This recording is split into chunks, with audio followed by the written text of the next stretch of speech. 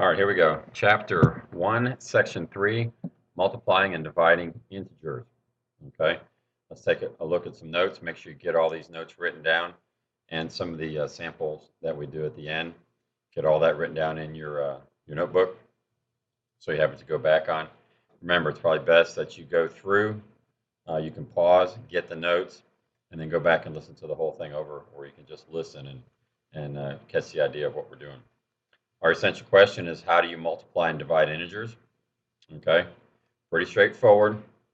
The rules for multiplying are: one, if the numbers that you're multiplying, your integers, have the same sign, okay, then multiply them and you're going to get a positive answer. So if they're both positive, you get a positive answer. If they're both negative, you're going to get a positive answer. And then just multiply the numbers, okay?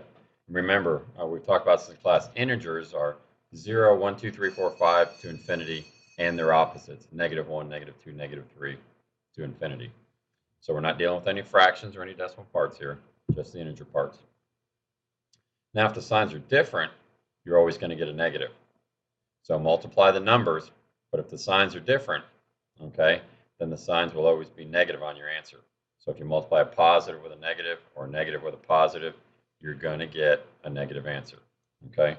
So take a look at a couple examples here. A positive 8 times a positive 7 is 56. Positive, positive, positive. Negative 9 times a negative 6. 9 times 6 is 54. Signs are the same, so you're going to get a positive. Signs are different here. Positive 6 times a negative 8, negative 48. Negative 3 times a positive 8, negative 24. Signs are the same, positive answer. Signs are different, negative answer. Okay? Now in division, we use the same rules. If you're dividing two numbers and the signs are different, this should be a negative 8 right here. 32 divided by a negative 4, that should be negative 8 for an answer right there. I'm sorry about that. That should be negative 8. Negative 63 divided by a positive 9, negative 7. Signs are different, negative answer. Again, that should be a negative 8. Make sure you write that down as negative 8 in your book. Negative 72 divided by a positive 8, negative 9. 56 divided by a negative 7, negative 8. Okay? So same rules. Signs are the same, positive. Signs are different, negative, and then just divide. First number divided by the second number. Top number divided by the bottom number. Okay? Evaluating expressions. An expression is something like one of these, negative 3yx or yz. 6xy divided by z. They're not equal to anything. Okay, they're not equal to 6. You're not going to solve for your variable. So an expression is just that. Okay, and all you're going to do to evaluate it, to solve the unknown variable and solving an equation, when you're solving for an unknown, you're solving for an equation, which we'll get to later. For an expression, you substitute the number in for the variable, the letter, and solve the expression using order of operation, PEMDAS. I'm sure you've probably heard of it. Please excuse my dear Aunt Sally. Do anything in parentheses first, then do any exponents. If you don't have any of them, just keep on working your way down. Multiply and divide, left to right like you read.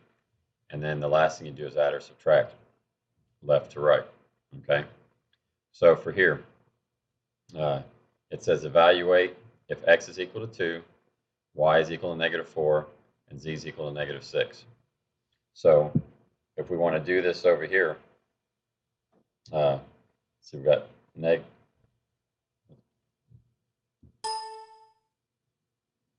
we have negative 3x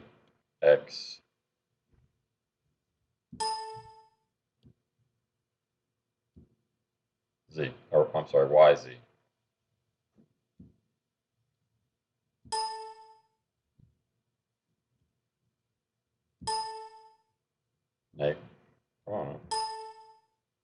Negative 3yz. So I'm going to take, when you get letters and numbers next to each other, this means to multiply. So this means negative 3 times whatever y is. And we look back over here, y is negative 4. So I'm going to get a negative 4 in here for my y, and my z is negative 6. So the way you're going to work this now is you're going to multiply the first two, okay? That's going to give us 12, and then you're going to multiply by your negative 6, okay? Then take that, and you get 12 times 6 is 72, and you get a positive times a negative. So your answer is negative 72, okay? Substitute in the numbers for the letter, and remember this means multiplication when they're all next to each other. There's no sign, okay? Multiply the first two together, and then multiply that by the third number. Do you have to follow that order? No, because remember in multiplication, order doesn't matter. 2 times 3, 3 times 2, it's the same thing. If you wanted to multiply these two together first, and then by negative 3, or you can multiply these two together, 18 multiplied by negative 4. Any way you do it, you're going to get negative 72. Okay? Let's take a look at another example here.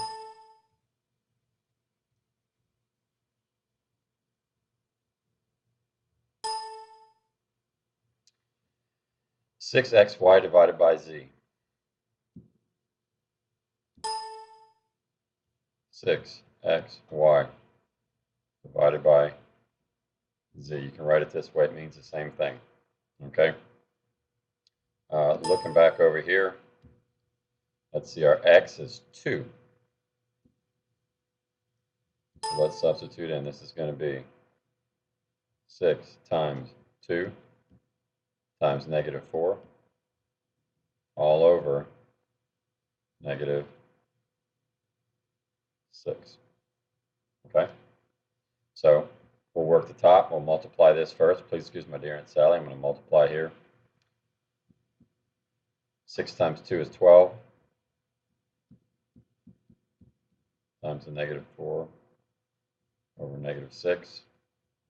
That's going to give me negative 48 divided by negative 6.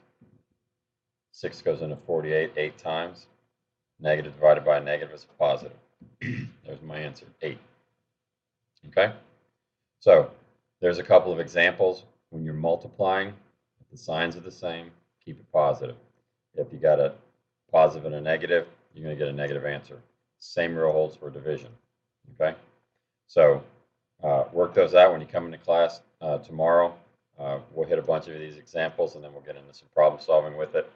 Again, get the notes down. Go back and listen to it. This is only 8 minutes long, so not a big deal to listen to it. Okay? So we'll see you tomorrow then. Have a good one. Bye.